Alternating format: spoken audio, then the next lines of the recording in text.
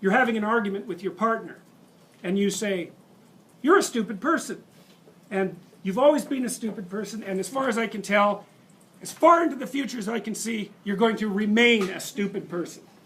So what are they supposed to do? What are they going to do when you say that?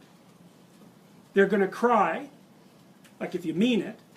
They're going to get angry, if you mean it. And they're not going to like you very much. And why is that? Well, it's like, it's assault, basically. The only way, really, the only thing that you can do in a situation like that is walk away, ignore it, respond in kind, or it degenerates into violence. That's it. Because there's no discussion. You haven't left the person anywhere to go. You've gone right to the top of their hierarchy and said everything about you is wrong. And worse than that, all the mechanisms that we could use to correct it won't work. So, those are fighting words. So don't do that unless you want to have a fight. So then you might say, well, what would you do instead? And the answer is, deliver the least amount of information you possibly can. And so let's say you come home and your person is watching TV, and you're kind of hoping they'd greet you at the door. You shouldn't break down into tears and say, you're a stupid person, you've always been a stupid person, and you're going to be a stupid person in the future. You should say, I have this peculiarity, and that is that when I come home, I don't have enough confidence to just be happy. I would like you to come and say, just shut the TV off for 2 minutes, come to the front door and say, hello, and then you can go back and watch your TV. Would it be okay if you did that? And they'll think, well, you'll have to pay for it somehow, but then they'll probably do it. And so, but the thing is you got to specify the routine that you want transformed at the highest possible level of resolution, and you want to recommend the minimal necessary change that will satisfy you. So you can't say, if you loved me, you'd know how to greet me at the door. Ha, not helpful, because they're stupid. Right, and so are you. So you have to spell it out. It's like, what do you want? Exactly, what would make you satisfied? And then you have to have your person like grudgingly practice that a few times, and you have to let them do it very badly and also in a bad temper, and then you have to reward them for it, and then maybe 3 months later they'll do it properly. So you need to know that, because that's what people are like. It's very hard for them to learn new things, and they're very resistant to it, but they're very responsive to reward. So another thing, this is partly what B.F. Skinner figured out. So when he was training rats, and he wanted a rat to do something, one of the things he would do is maybe he was going to train the rat to climb a little ladder. And I mean, he could get rats to climb ladders and then climb across like the little monkey bars and then spin around 3 times and then, you know, whack a ball and then eat something. Like, he got incredibly complex behavior out of rats. And the way he did that was patience. So he put the ladder in the cage and the rat would just run around doing rat things, and then it would put its hand on the first rung, and Skinner would give it a pellet. And so he did, you know, after even once, the rat's going to be like, stand in the immediate vicinity of the ladder, and then the frequency with which it's going to go like this is just increased. So then it does it again, bang, pellet. Well, soon the rat is just going like this, right? So then you wait until the rat tries the other hand. So you give it a pellet then. Well, then it's going like this. And then, because it's going to get bored, it'll go like this. It'll hit the next stair. Bang, you give it a pellet. Soon the rat's climbing and doing all the little things you want it to do. Now, the problem with that is you have to be patient.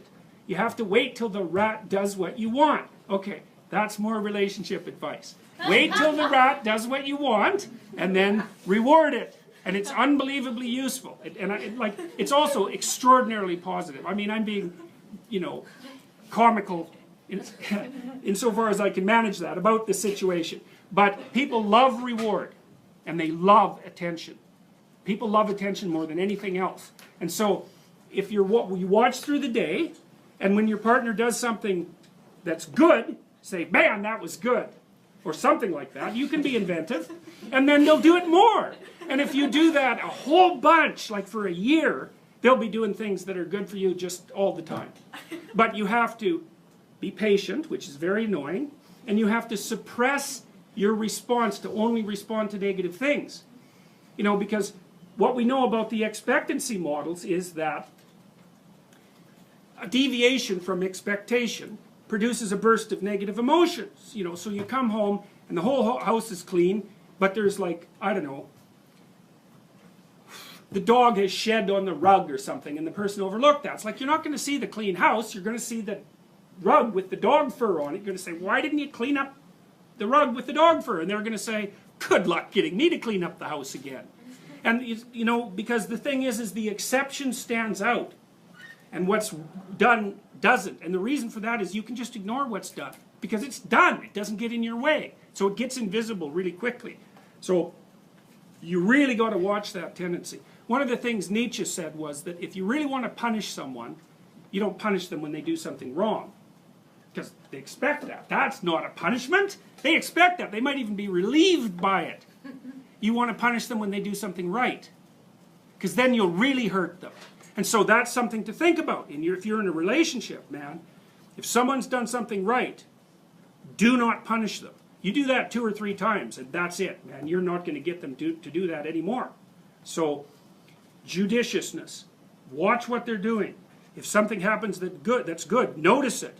And, you know, if they've done a bunch of things, don't concentrate on the things they did wrong. That's not smart.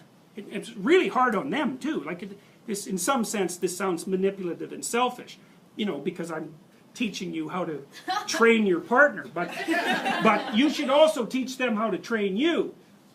Because it would be really nice if you could come home and the person would say, well, what did you do today? And you say, you know, here's a bunch of things I did. And they say, well, this looks really good, and that was great, and why don't you do some more of that? And you're like, oh boy, it was a great day. And so, you know, you can train them to train you properly. And that's a really helpful thing, especially if you do it over a few years. You know, that's how you have a good relationship, because you're both clueless as hell to begin with. You don't know even what would make you happy, much less what would make the other person happy.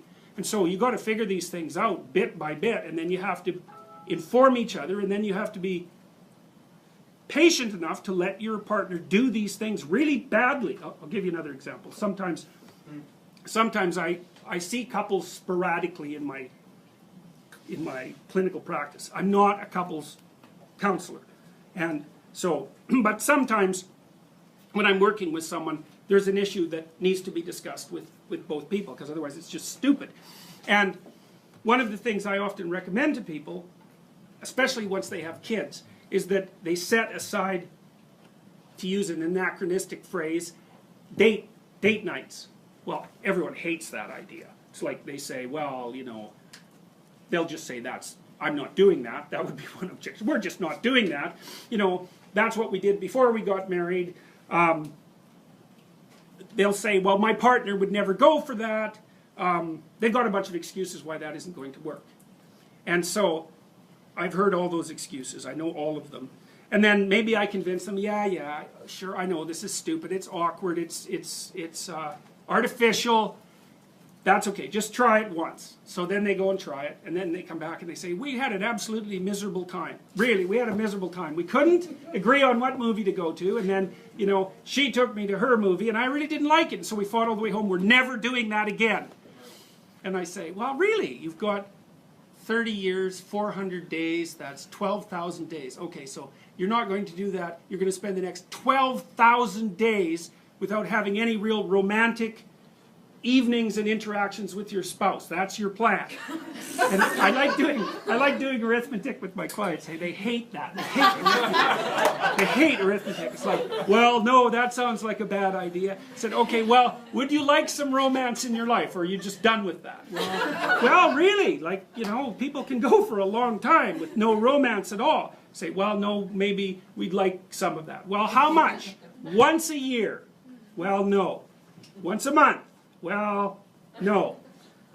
Once every 2 weeks? Well, sometimes people are really busy. It's like, okay, that beats the hell out of 0. Once a week, twice a week. Okay, whatever. We're gonna start with a range. Okay, what would a good evening look like? Like, if you could both get exactly what you wanted, what would it look like? Well, then they have to think about that, because the previous theory was, my stupid partner should know what I like, and that's what the partner is thinking too. It's like, good luck with that, because no, they don't have a clue, especially if they're men, they don't have a clue. So you have to tell them what you want and how they could deliver it, and vice versa, which is very awkward and horrible. And then you have to practice it for 6 months. Because, you know, it takes a lot of practice to do something sophisticated really well. And then if you do that, it's like, poof, You got it for the rest of your life. So it's worth the aggravation. You know, and the first time the rat puts its paw up on the ladder, it's just sort of doing it accidentally. You can't expect it to do it well. And that's exactly how to view your own progress and the progress of your partners. Like, let them do it badly for a while. At least they're doing it. So, and if you think they should do it faster, well, look real hard and see how easy it is to change your own behavior. Because it's really hard to change your own behavior. Everybody says, I'm going to exercise 3 times a week. New Year's. And it's like, no one does. They buy the memberships. And then they feel guilty for having them, but they don't actually go to the gym. And that's a perfect example of how difficult it is to transform behavior.